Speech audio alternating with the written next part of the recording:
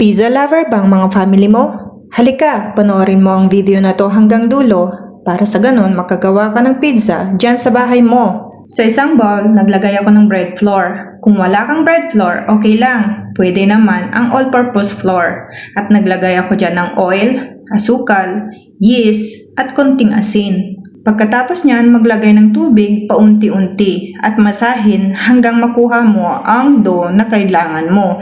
Kailangan na malambot at masahin yan ng 10 to 15 minutes. Pagka ganyan na ang dough, maglagay ng konting mantika para sa ganon maganda ang kalalabasan ng dough mo. Magpahid lang ng mantika bago i-rest for 1 hour. Pag nag-double size na, i-push lang natin ng 1 time para mawala ang gas ng dough.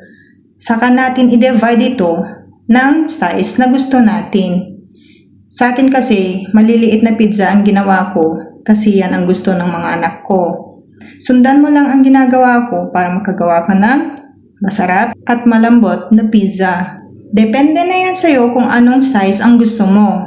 Ganyan lang kalalaki kasi ang request ng mga anak ko. Kaya ganyan ang ginawa ko. Kaya ikaw, kung anong request ng mga anak mo, baka gusto nila yung pahaba, baka gusto nila yung circle, or yung rectangle. Okay lang yan, kahit anong size, basta homemade. Diba mga mi? Dito, naglagay na pala ako ng pizza sauce. Sunod kong nilagay, sausage.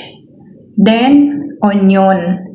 And then, pagkatapos niya, naglagay na din ako ng more on cheese. Ayaw kasi ng mga family ko yung ang olives at bell pepper. Kaya hindi ako naglagay. Nagustuhan mo ba ang video na to? Pa-follow, like, and share naman dyan. Para sa ganon, updated ka sa mga video na ina-upload ko every week. Thank you!